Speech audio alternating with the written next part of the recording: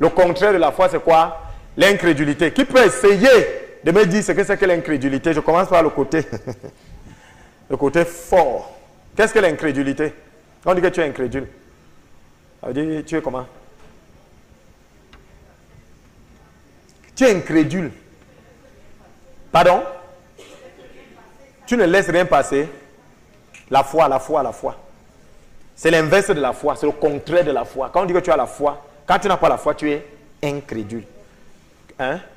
Manque de foi. Elle a dit manque de foi, ici. Tu ne crois en rien. Et là-bas, le côté très fort. Il n'y a pas mes petits amis là. Ok, c'est ce qu'ils ont dit. Bon, tu ne crois en rien. C'est ça la définition qu'on nous donne. Mais c'est une mauvaise définition. Tu ne crois en rien. Parce qu'un incrédule croit en quelque chose. Il croit en Satan. Un incrédule croit en Satan. Et vous allez comprendre que l'incrédulité est un péché. Ça est frère. L'incrédulité est un péché.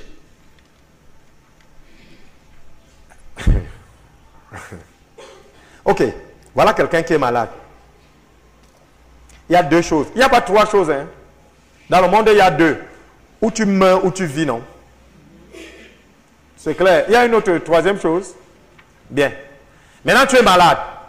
On te dit, crois que tu es guéri. Tu as le choix. Soit de recevoir la guérison par la foi, soit d'aller consulter. Quand tu pars consulter, ça veut dire que quoi? Quand tu pars consulter, ça veut dire que quoi? Il y a recevoir par la foi, Jésus sauve et guérit, et il y a le marabout. Ne me parle pas de l'hôpital. Je ne suis pas à l'hôpital. Quand tu décides d'aller consulter, ça veut dire que tu as fait quoi? Hein? Tu as cru en Satan, hein? Ah oui. Tu as cru en Satan. Tu as dit ceci. Le petit Dieu, s'il ne peut rien contre le grand Satan. Ça tes frères? Quand tu pars consulter les marabouts, tu as dit que hein, le petit Dieu, si, il ne peut rien contre le grand Satan. Donc mieux je pars chez le grand Satan qui va me guérir. C'est ce que tu as dit. Hein? Tu n'as pas dit ça? Ça fait peur. C'est ce que tu as déclaré haut et fort. C'est pour ça que l'incrédulité est un péché. L'incrédulité, ce n'est pas croire en rien. L'incrédulité, c'est ne pas croire en Dieu. Tu peux croire en autre chose. Au marabout, par exemple. Personne n'est incrédule dans le sens absolu du terme. On croit toujours en quelque chose. Amen. On croit toujours en quelque chose. D'autres croient en la philosophie. D'autres croient au rationalisme. Il vous dit que ça, ce n'est pas cartésien. Alléluia. L'incrédulité, c'est un péché. Martelez-vous ça dans la tête. Quand tu ne crois pas, tu pèches. La Bible dit, mon juste vivra par la foi. Et sachez-le très bien, nous les prédicateurs, on a ce problème. Les prédicateurs n'ont jamais compris que pour susciter les miracles, il faut susciter la foi. Pour susciter les miracles, il faut susciter la foi. C'est tout. Là où il n'y a pas la foi, il n'y a pas de miracle. Même si tu es ou en comment.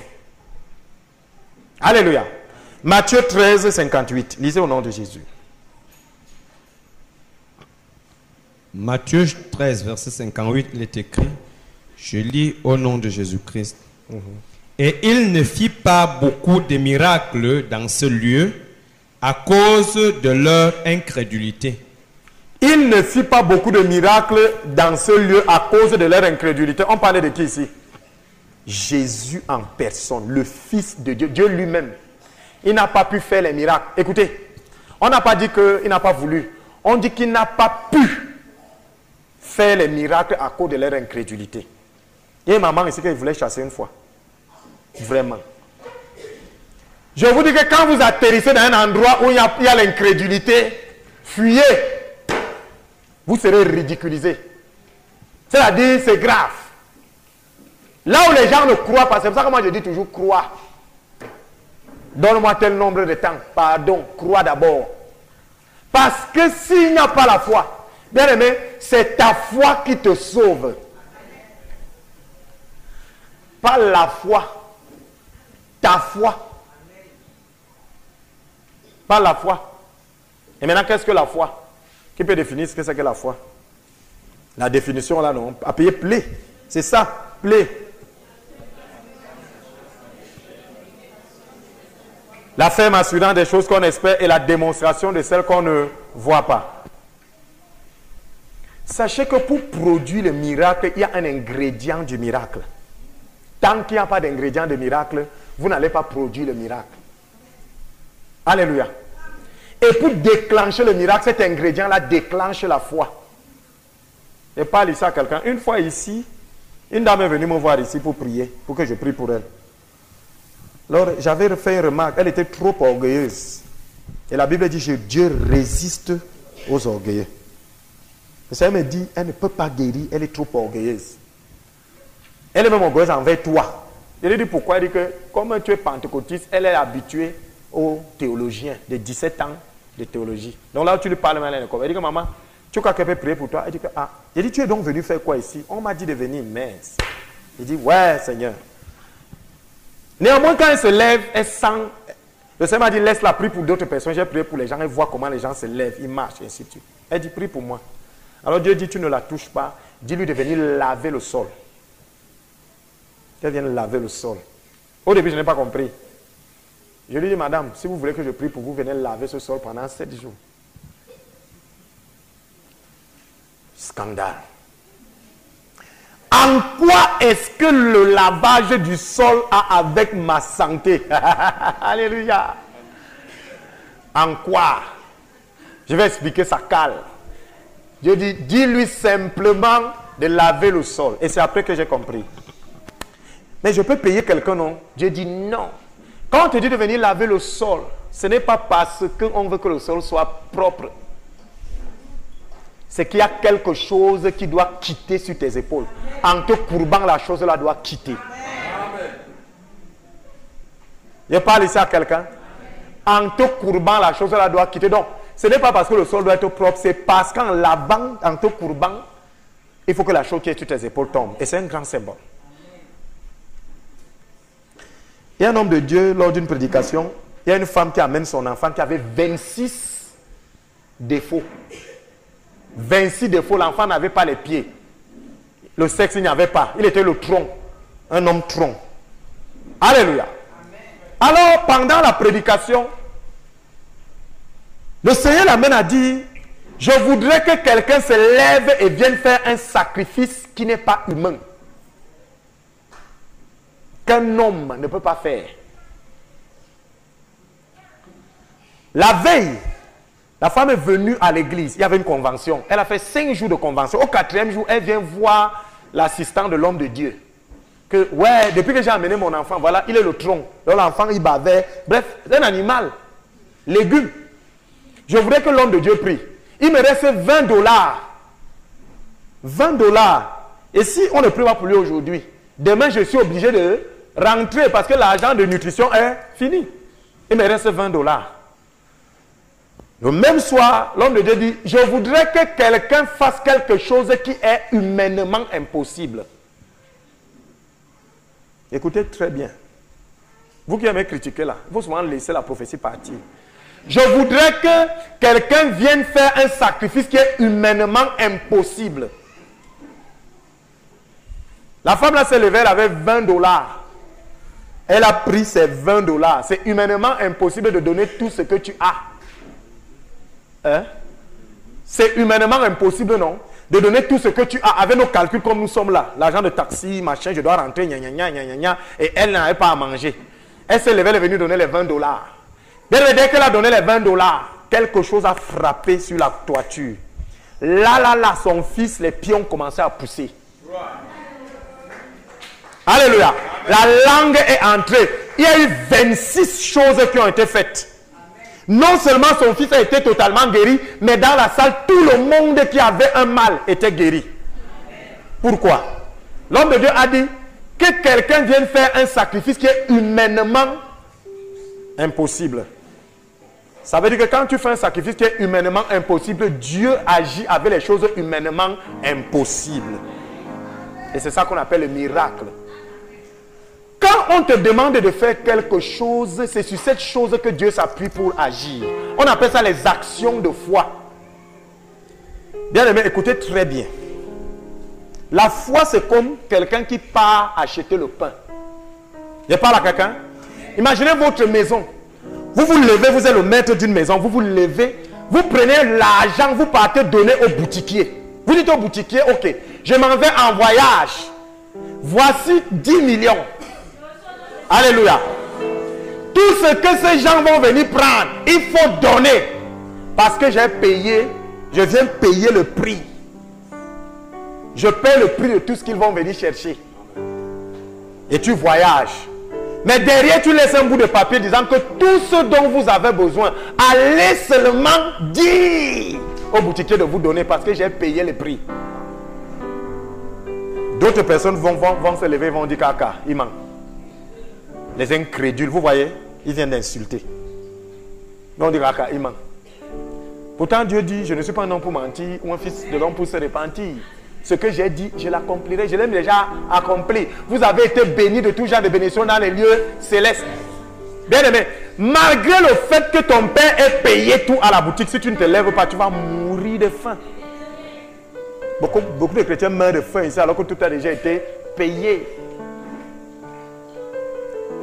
Et c'est les actes de foi, le fait de te lever parce que tu as cru à la parole qu'on a dite sans autre preuve. Tu arrives devant le boutiquier, tu ne dis plus au boutiquier, prends l'argent. Tu dis au boutiquier, donne-moi le pain qui a déjà été payé. C'est vrai quand on revendique la guérison, on dit, donne-moi la guérison qui a déjà été acquise sur la croix. C'est ça que je vous ai dit ici, on ne dit pas, je me couvre dans le sang, on dit, je suis couvert. Parce que ça a déjà été fait. Je parle à quelqu'un? Donc vous allez arriver, vous allez trouver quelqu'un qui arrive, il prend, il dit au boutiquier, donne-moi le pain. Le boutiquier dit, ah ok, tu es de quelle famille? Je suis de Jésus, parce qu'il a payé le prix. J'ai droit au pain. La seule chose que le boutiquier va faire, il va te dire, attends un peu. Cette attente-là, c'est pour aller prendre le pain. Et pendant que tu attends, pendant qu'il part dans l'arrêt-boutique pour prendre le pain, qu'est-ce que tu fais? C'est la louange. Alléluia. C'est la louange. Parce que tu commences déjà à ressentir le goût du pain. Le pain a été payé. Tu es au bon endroit. Je suis à mon poste. Tu es venu au bon endroit. Revendiquer ce qui a été payé. Le temps que tu attends là, c'est le temps que le boutiquier vienne livrer. Et tu passes ça comment? En sifflotant. En regardant même encore ce que tu vas encore demander. Maintenant, si tu perds patience, il dit qu'il a déjà trop mis long. Il met peut-être long parce qu'il emballe beaucoup.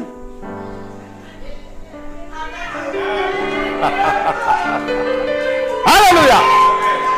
Il met peut-être long parce qu'il emballe beaucoup. Et qu'est-ce que tu fais? Tu dis caca, il met long, tu pars. Quand il arrive, ne te trouve pas, il fait comment? Il dit, oh, c'est pour ça que ceux qui n'ont pas la foi ne peuvent pas plaire à Dieu. Ou alors tu arrives, tu trouves un rang, toi tu estimes que tu ne peux pas attendre. Tu quittes ta place, tu pars dans notre bureau, on dit que non, on n'a pas payé ici. Le temps de venir, tu verras que ton ancienne place a progressé, mais tu régresses. C'est pour ça que ceux qui n'ont pas la foi, la Bible dit qu'ils sont comme les papiers qui vont à gauche ou à droite. L'incrédulité est un péché. Asseyez-vous au nom de Jésus. Quand vous ne croyez pas, vous péchez. Celui qui est en vous est plus fort que celui qui est dans le monde. Celui qui est en vous a la santé que vous cherchez. Celui qui est en vous a la richesse dont vous avez besoin. Mais maintenant, le processus qui emmène cette richesse de l'invisible au visible, c'est ça qu'on appelle la foi. C'est par la foi. Et par à quelqu'un. Vous voulez savoir comment Dieu considère l'incrédulité? Prenons Nombre chapitre 14, verset 11. Lisez au nom de Jésus.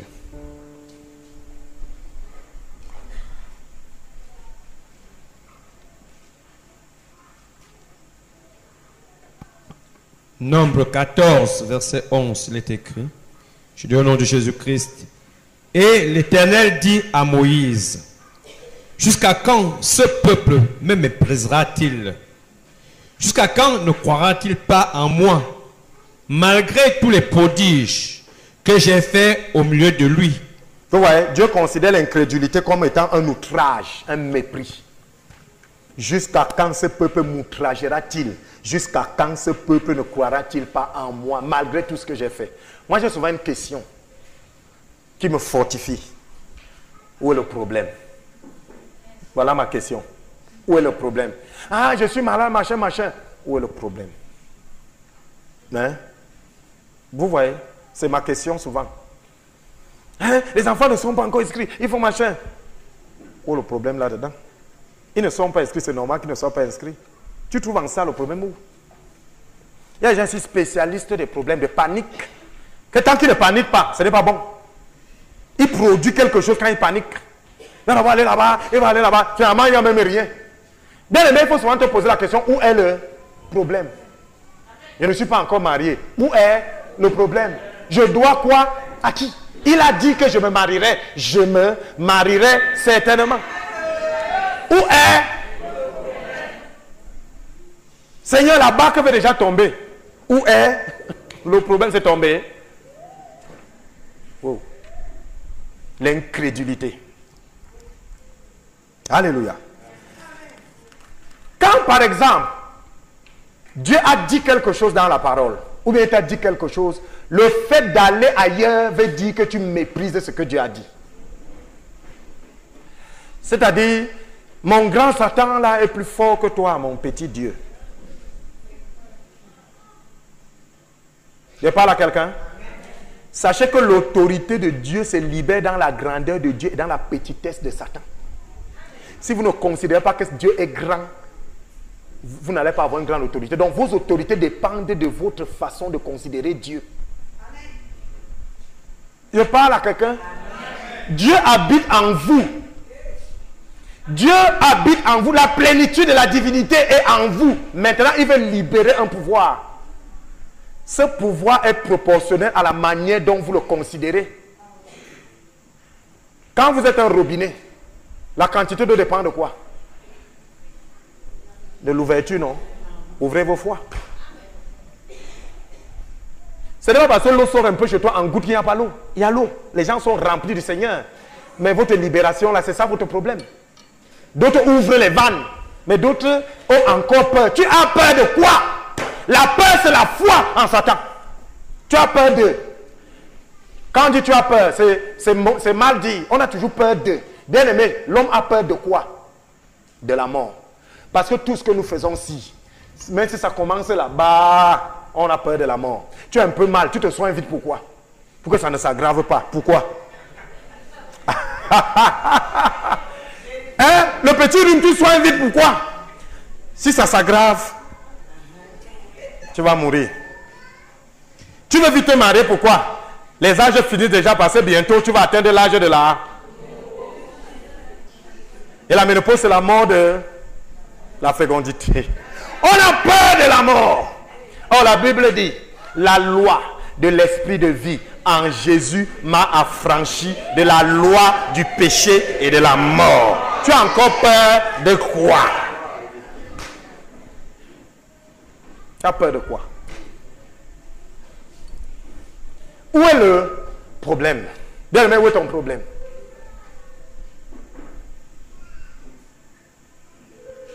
Le Seigneur m'a envoyé ce soir te dire que c'est ton incrédulité qui va t'abattre. Et souvent, c'est un match qui se joue dans ta bouche. C'est un match qui se joue dans ta bouche. Écoutez souvent ce que vous dites en première position. Voilà votre foi. Je parle à quelqu'un. Bien aimé, avant qu'un enfant apprenne à dire oui, il dit souvent non mécaniquement. Hein. L'enfant ne dit jamais oui vite. C'est d'abord non. Il y a les gens comme ça qu'avant, on le convainc d'avoir la foi. Alors qu'il y a d'autres qu'on convainc d'avoir l'incrédulité. C'est ça être en Jésus. Celui qui est en Jésus, on le convainc d'être incrédule. Mais celui qui n'est pas en Jésus, on le convainc d'avoir la foi. Je parle ici aux gens.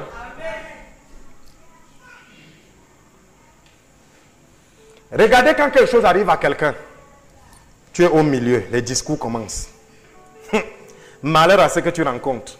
Si tu rencontres les incrédules, c'est terrible. Parce que la foi vient de ce qu'on entend.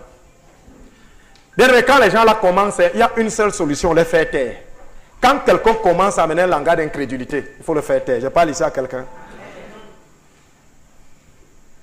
La qualité de ce que vous entendez, et c'est pour ça que moi je ne suis pas très d'accord avec les gens qui ont une foule de pasteurs.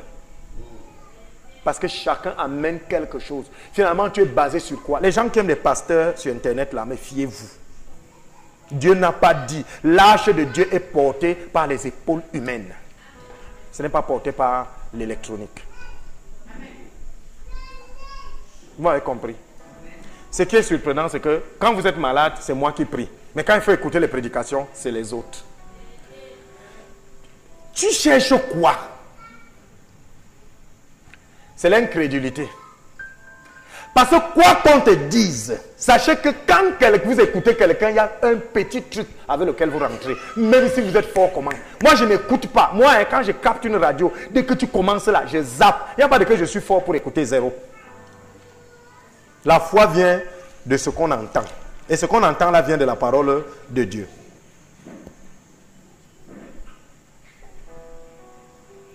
Quand vous voulez avoir la foi dans un sujet, mettez les avantages et non les inconvénients. Les inconvénients, c'est Satan. Les avantages, c'est qui? C'est Dieu. Allez voir le combat de David et de Goliath. Vous allez voir ce que David a fait. Écoutez bien.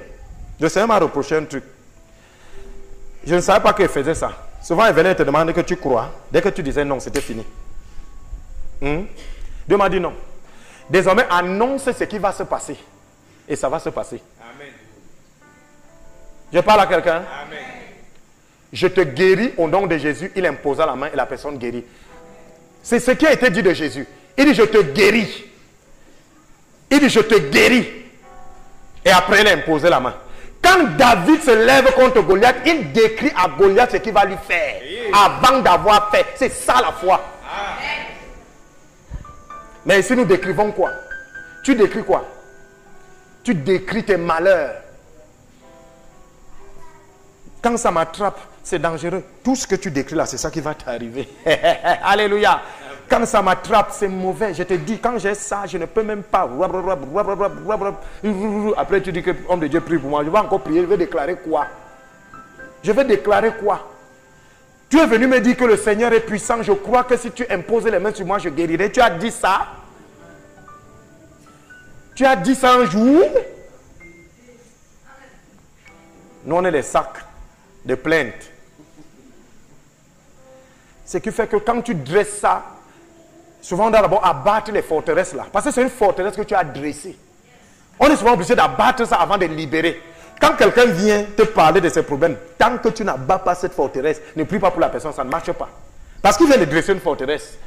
Un raisonnement. Il dit, nous combattons les raisonnements et nous renversons les forteresses.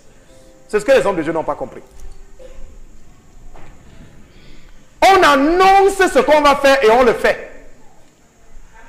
Regardez un peu quand le peuple de Dieu est parti pour l'entrée en terre promise. C'était Canaan, n'est-ce pas?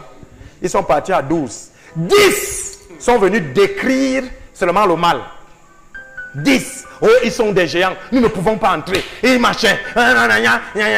Dieu s'est énervé et dit, ok, je ferai ainsi que vous avez parlé. 2 seulement ont dit, mais ça veut dire quoi? Les 12 là n'étaient pas ensemble. N'ont-ils pas vu la même chose? Ils ont vu la même chose, mais 10 ont vu la faiblesse de Dieu et 2 ont vu la force de Dieu. Amen. Le Dieu qui est en toi attend que tu parles de sa force et non de sa faiblesse. Dieu n'est pas faible. Amen. Quand tu parles de la faiblesse de Dieu, c'est toi qui seras faible.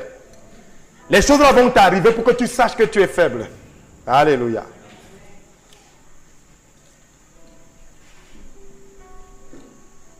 Attention à l'incrédulité. Attention à l'incrédulité. Je parle ici aux gens. Amen. Quand vous venez avec un problème, ne venez pas décrire le problème en tant que c'est fort. Zéro. Amen. Ne décrivez pas Satan. Vous décrivez trop la force de Satan dans tout ce que vous avez là. Qui ici a déjà parlé de la magnificence de Dieu? Qui? Qui? On connaît seulement décrire ce qui fait mal. Et exactement comment ça t'attrape. Mais moi, depuis que je suis ici, quelqu'un n'est jamais venu me dire qu'il va bien. Quelqu'un est venu sur un samedi, dit que je suis venu rendre grâce à Dieu parce que je vais bien. Je me lève le matin, je cours, je mange. Quelqu'un a déjà fait ça? Hein? Je vais bien. Cette année, je vais bien. Homme de Dieu, ça fait 2 semaines, je suis à l'aise et tout. Quand tu es à l'aise, tu disparais. C'est quand c'est mauvais que tu apparais. Ainsi parle le Seigneur. C'est une erreur grandiose. Dieu, c'est une vie. Quel est le Dieu que tu décris dans ta marche de chaque jour?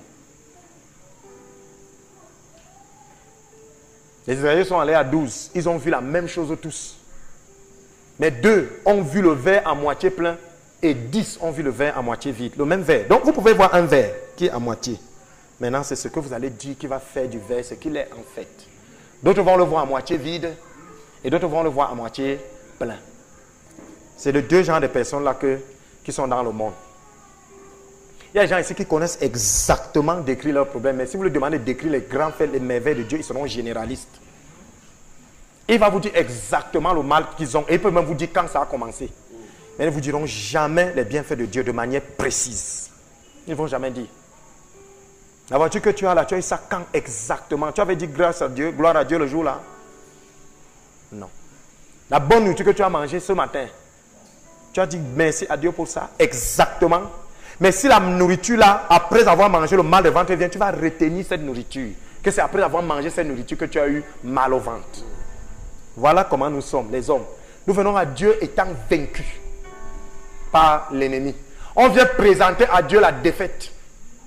Seigneur, regarde comment il m'a tapé. C'est tout ce que nous faisons. Nous venons à Dieu lui dire ce qu'il a fait de bien.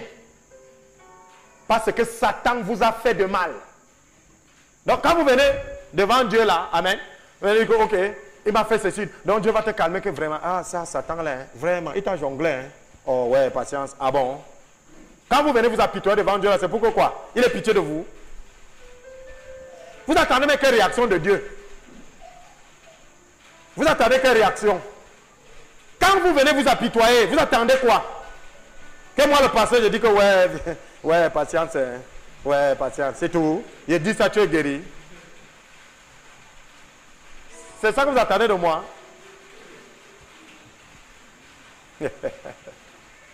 Et c'est pour ça que Satan est content. Satan est content. Quand il a envie d'entendre les petits pleurs, c'est sur toi qui se dirige, il tapote. Tu commences à chanter l'hymne des pleurs. Pendant que nous on loue Dieu, toi tu loues le diable avec les pleurs, les complaintes. À compter d'aujourd'hui, changez de langage. Décrivez un peu à Satan ce que vous allez lui faire.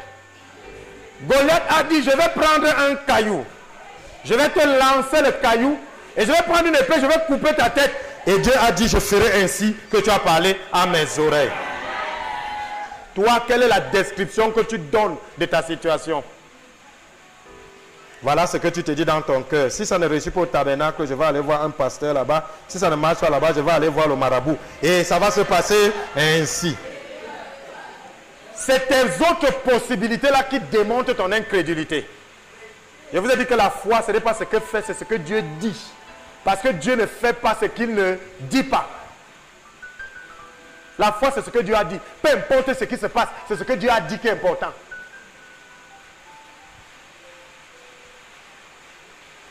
Voilà souvent. C'est pour ça que vous allez prier pour 2 personnes. L'autre guérit et l'autre ne guérit pas. Les riches guérissent difficilement. Pourquoi? Parce qu'ils ont d'autres alternatives. Les pauvres guérissent parce qu'ils n'ont pas d'alternative. Quand quelqu'un vient quand il est malade, il vient à te place, il dit ok, prie. Si c'est que ça ne va pas, je vais aller me faire opérer en France. Il ne peut pas guérir. Parce qu'il y a une autre alternative. Il y a une autre. Oh, le pauvre dit que ouais, si la main s'il me rate, je suis fini. Et il guérit parce qu'il n'y a pas d'autre alternative. Attention à l'incrédulité, c'est un péché énorme. Quand vous ne croyez pas, vous péchez. Et je vais vous dire, le Seigneur m'a dit qu'il considère l'incrédulité dans votre croissance. Les choses qu'il tolérait avant, il ne peut plus les tolérer maintenant. Je parle à quelqu'un ici. La petite foi qu'il voulait pour déclencher le miracle au début, maintenant, si pour toi qui es là depuis, ça ne marche plus. C'est pour ça que quand tu vois un chrétien qui régresse, c'est un chrétien qui ne grandit pas. C'est pour ça qu'on dit qu'on ne reste pas statique. Soit on avance, soit on recule. Pourquoi? Parce que quand tu cesses d'avoir la foi, tu commences à régresser seul. Parce que ton corps grandit et la quantité de nourriture doit changer. Je parle à quelqu'un. Quand tu venais de croire, hein, il suffisait de dire au nom de Jésus une fois, c'était bon, non? Mais maintenant, si tu ne dis pas par ce meurtre ici, je suis guéri, ce n'est plus bien. Pourquoi? Parce que la quantité de nourriture a changé. Au début, quand un enfant est petit, il suffit d'un peu de lait. Il est rassasié, non? Parce qu'on a dit que la parole de Dieu, c'est une nourriture, non? Vous ne vous nourrirez pas que de pain, mais de toute parole qui sort de la bouche de Dieu. Alléluia. Amen. Alors, quand vous étiez bébé spirituel, dès que vous disiez au nom de Jésus, c'est une parole, non? Vous avez mangé un peu au nom de Jésus. Mais quand il y a vieux comme moi, c'est au nom de Jésus ne suffit pas. Il faut manger encore plus. Je suis obligé de dire par ce meurtrissures, j'ai été guéri. Je suis obligé de dire qu'il a porté toutes mes maladies sur la croix, au nom de Jésus, soit guéri. Voilà la quantité de paroles que je viens de dire là pour avoir le même résultat. Parce que je suis déjà mature spirituellement. Les gens dorment sur les anciennes paroles. Les gens dorment sur les anciennes choses. C'est vrai qu'à un certain moment, Dieu demande beaucoup.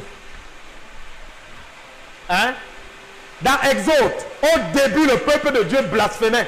Dieu ne frappait pas. Mais allez voir quand ils ont voulu entrer à Canaan, le moins de blasphème, il a ouvert la terre et les gens sont entrés. Dieu vous suit dans votre croissance. Je parle à quelqu'un? Donc, bien aimé, quand vous venez devant Dieu, les discours, taisez-vous. Les alternatives là, d'abord, même si ça ne marche pas ici, j'irai là-bas, tu iras là-bas. Et c'est là où ta foi finit. Je parle ici à quelqu'un. Bien aimé, qui a la foi, qui croit en Dieu ici? Au nom de Jésus. Baisse. Qui a peur? Tu as peur? Tu as peur de quoi? De mourir? De faire quoi? D'échouer? Échouer quoi? Hein?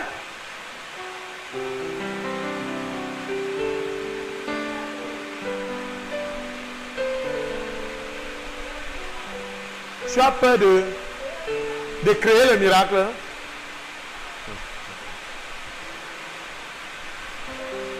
Si tu as peur de te marier, attention, c'est ce que je crains qui m'arrive, c'est ce que je redoute qui m'atteint.